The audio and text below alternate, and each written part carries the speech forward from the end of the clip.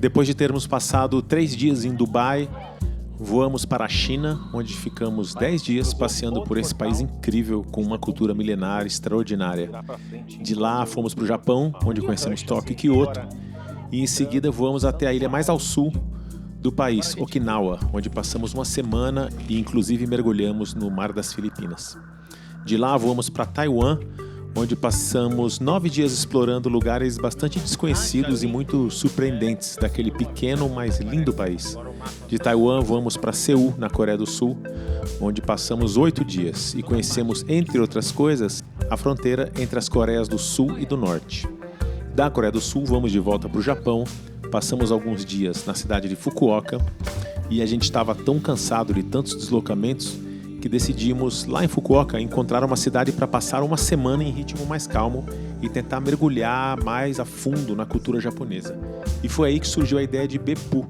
Beppu é uma cidade na costa leste da ilha de Kyushu, que fica numa região vulcânica e tem o maior número de fontes de águas termais naquele país.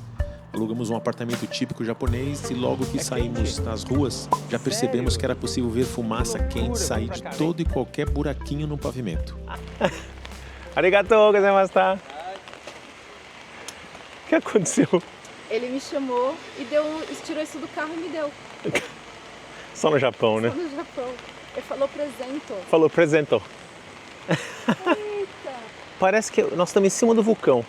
Fica saindo fumaça quente de tudo quanto é lugar. E é por isso também que a gente veio para cá, para ver esses vulcões e tal. E também por causa dos hot springs, das fontes de água quente, tem muitos banhos públicos aqui. A gente já fez um ontem que foi muito legal. E também é uma forma muito bacana de você viver assim a vida bem mais japonesa, né? Vamos dizer assim, porque a gente está num lugar que praticamente não tem turismo internacional, a gente não vê um estrangeiro aqui. Então é muito legal mergulhar assim totalmente na cultura deles. E a gente alugou um apartamento bem estilo japonês mesmo. E então você se sente completamente dentro assim da cultura. Breeding crocodiles? Então, a primeira parada é aqui nesse parque que eles chamam de Inferno. Aliás, é um apelido que eles usam muito na cidade, de Inferno. Porque a cidade parece um inferno, fica saindo fumaça da cidade inteira. E nessa aqui tem crocodilos, inclusive. Essa é a primeira parada. É um parque. A gente está chocado com a simpatia dos japoneses. Já aconteceu 2 coisas hoje absurdas. Uma delas não dá nem para acreditar. A gente estava filmando assim, começando as filmagens, parou um carro, um senhorzinho desceu, pegou um guarda-chuva, entregou para Carol e falou presentó. Com um sorriso, deu um presente para ela, o guarda-chuva que ela tá. E as moças que atenderam a gente para dar as dicas do turismo, é uma simpatia assim que a gente não consegue nem acreditar. Aqui na placa está explicando pra gente que a força desse vapor é tão forte que pode puxar um trem e isso cria uma condição ideal para criar crocodilos. Faz o menor sentido isso. São 7 termas na cidade, 7 termas importantes. Essa é a segunda, se chama Kamado. A primeira foi a dos crocodilos e essa é a segunda. Todas elas fazem referências ao inferno e ao diabo. É um apelido que a cidade tem. Eles chamam isso de o Tour do Inferno. Não sei, tem aqui um sinal de que tem copinhos e a água está 80 graus e a gente pode tomar essa água. O Celso está dizendo que é essa água que está aqui. Vai lá. Deve ser, tá límpida.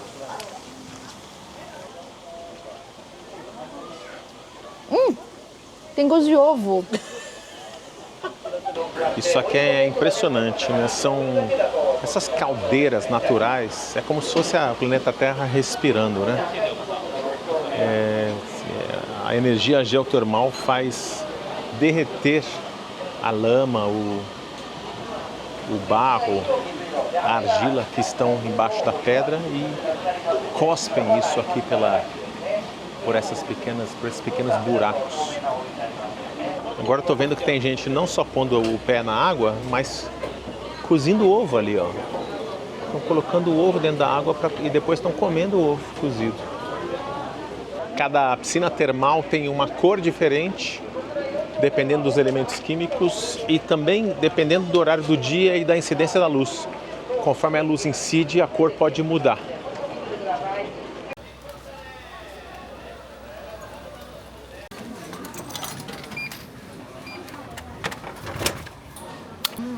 Leite de morango. Essa é a terceira,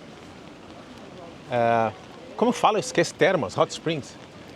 Terceira termas que a gente entra, um parque muito grande, acho que é o maior até agora. Se chama Umi Jigoku.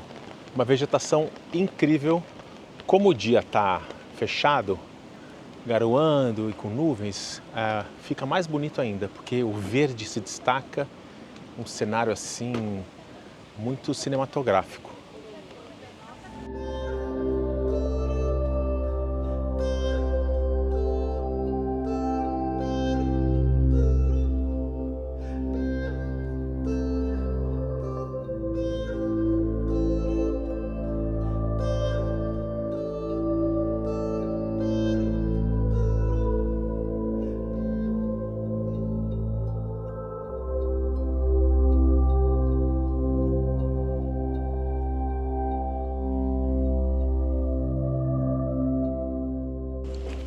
Chegando na quarta termal, que se chama Onishi no Yu.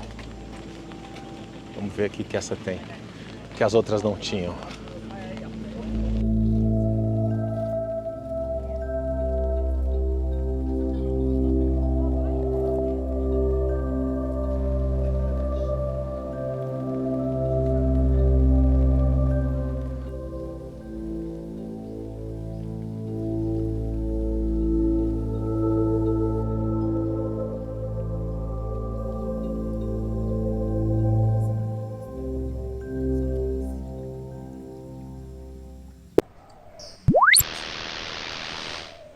Pessoal, dê um like e se inscreva no canal.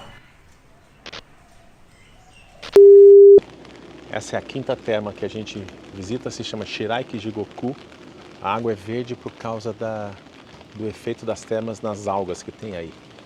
A gente leu também que tem peixe aí, mas eu não sei se é possível peixe viver nessa temperatura. Tem muita coisa que é mal traduzida, a gente percebe que está entendendo tudo errado. Chegamos agora no sexto parque termal. Esse aqui se chama Red Hell, Inferno Vermelho. Por causa da cor incrivelmente vermelha dessa água, a gente fica esperando o vento bater para tirar a fumaça, para a gente ver bem a cor vermelha desta água que está fervendo.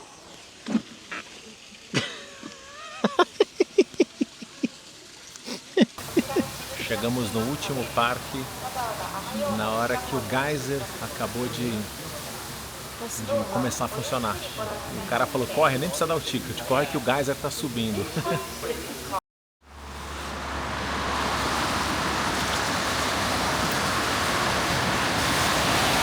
Mais uma linda manhã aqui em Beppu e nós estamos saímos um pouquinho da cidade para vir ver um santuário de macacos. O santuário de Takakayama, não sei o nome, vou ver direito.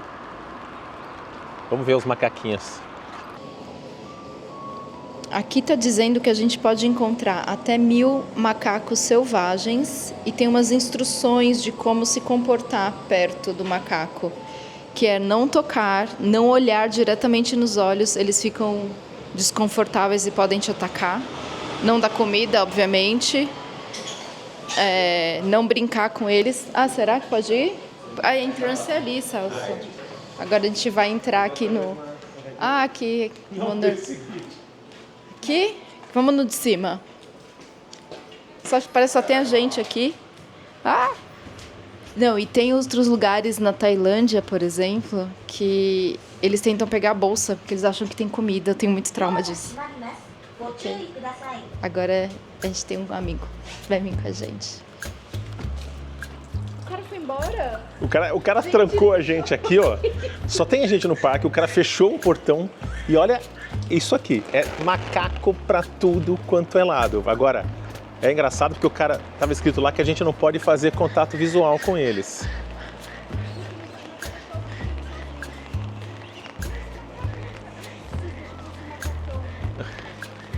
Gente, eu nunca vi tanto macaco assim. O que é isso, gente do céu? Como é que eu não vou fazer contato visual? Olha isso aqui se brincando na lama, Puck, na poça.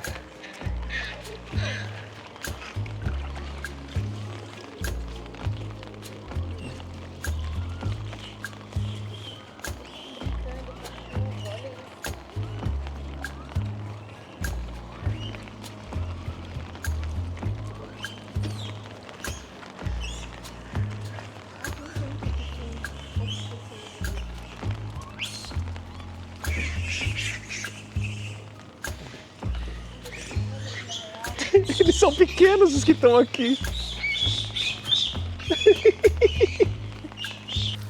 Parece que eles não ligam para a presença da gente. Absolutamente estão acostumados, eu acho, viu?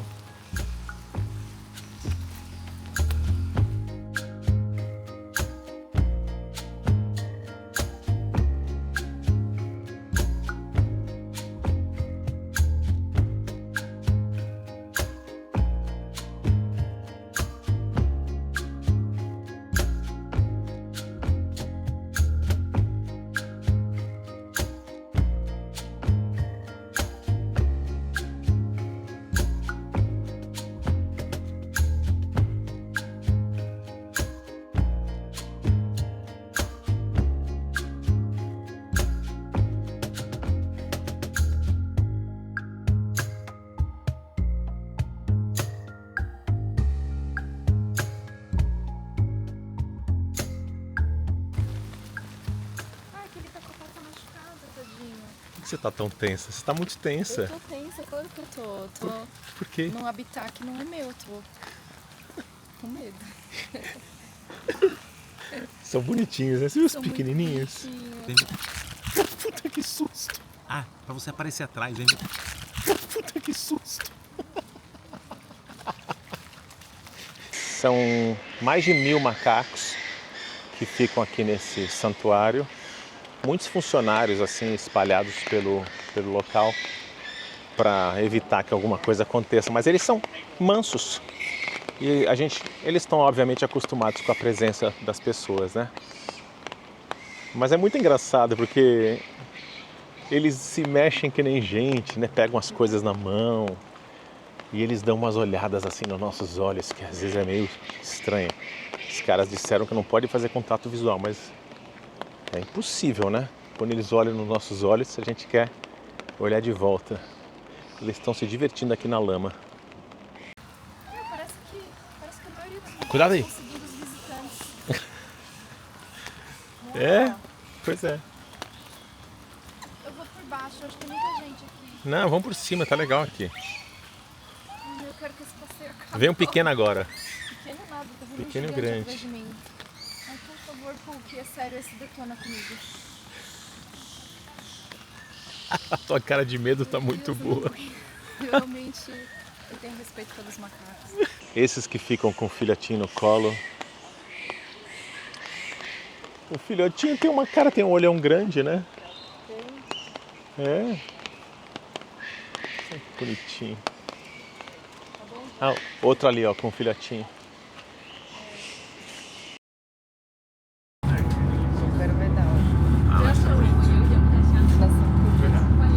Hoje nós saímos 1 hora de Bepu, de ônibus, subindo a serra. Viemos para uma vila linda, lindinha. Vila de Yufuim. Carol que descobriu essa vila aqui. Uma cidadezinha muito bonitinha, turística. Lojinhas de artesanato, comidinhas, todo o povo na rua. Fica no meio da montanha, assim, cheia de vegetação. Muito bonitinha, muito charmosinha. Vamos ficar passeando aqui, comendo uns snacks. Olha que lindo. E tirando fotos, enfim. Muito legal.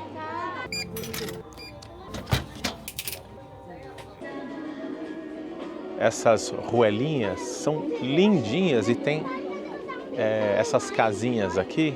Cada uma é uma lojinha e cada uma se refere a um filme ou um desenho, seja de Harry Potter ou seja principalmente os desenhos do estúdio Ghibli, aqueles aquele estúdio japonês que faz desenhos lindíssimos, filmes muito bonitos. E então as pessoas, conforme a preferência, a pessoa vem numa lojinha específica para comprar lembranças e tal. Ficam tocando as músicas desses filmes.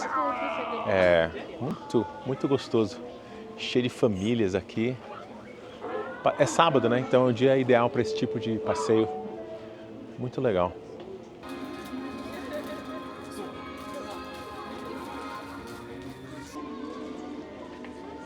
Japão é um mundo à parte mesmo, né? É tão seguro e você pode deixar as coisas jogadas onde você quiser. E a gente tá assim, nossa, o nível de confiança é absurdo, porque as lojas não tem ninguém. Eu tô tentando comprar isso há 5 minutos, tô andando com ele pelas ruas e não acho o vendedor. Eu não sei se tem que colocar o dinheiro aqui e pronto.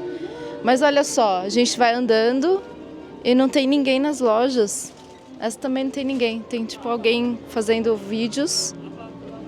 Que coisa, não? Será que é... Ah, cashier. É lá no fundo. Mas mesmo assim, então todas as lojas estão vazias. Você só entra, pega o que quer e vai pagar. Muito legal, né? Coisas do Japão.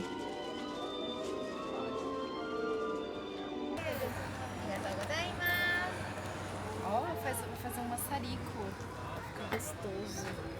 Ela fez maçarico? Fez. Dá aquele... Uau! Arigatou gozaimasu.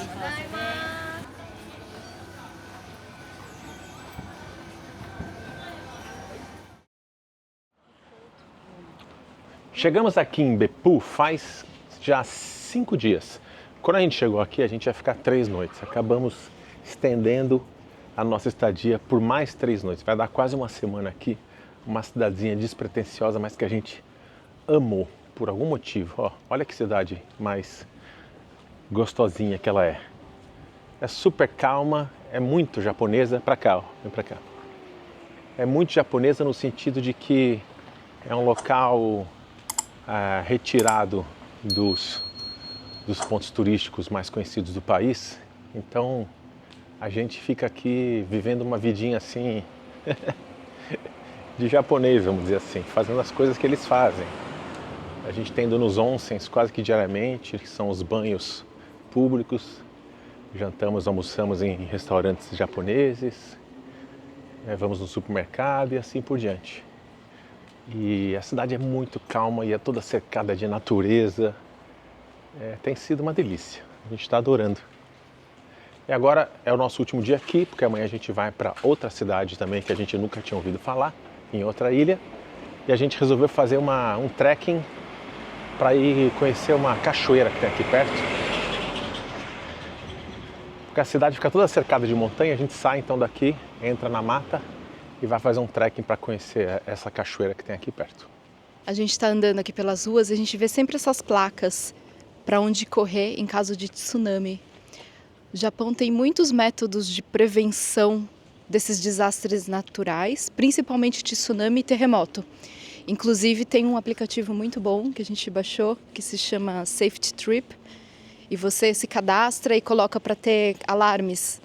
Então a gente já recebeu aqui algumas vezes, umas 4, 5 vezes, né? Alarme de terremoto, e aí diz a intensidade, também tem notificação de evacuação, fala o que você precisa fazer.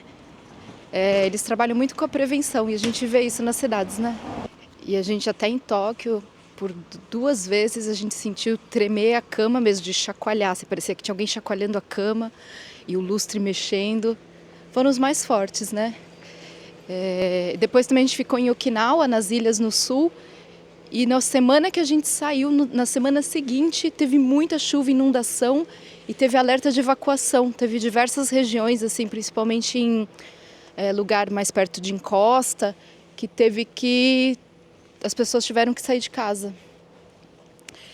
Mas é legal porque com isso eles reduzem muito o número de fatalidades, aprendendo com a história, né?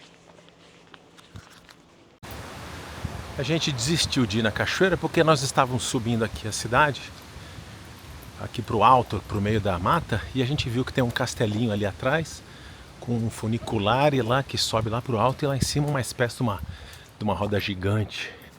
Então a gente vai descobrir o que é isso. Depois que a gente sobe naquele funicular, a gente chega aqui bem no alto e é um parque de diversões isso aqui. Tem uma série de brinquedos, é mais infantil assim, mas é muito legal, ele fica no alto da montanha e dá pra ver toda a cidade lá ao fundo, o mar lá atrás. E você paga por brinquedo. Se você quiser na montanha-russa, você paga, quiser na roda gigante, carrinho, tem até corrida de pato, a gente viu uma corrida de pato lá atrás.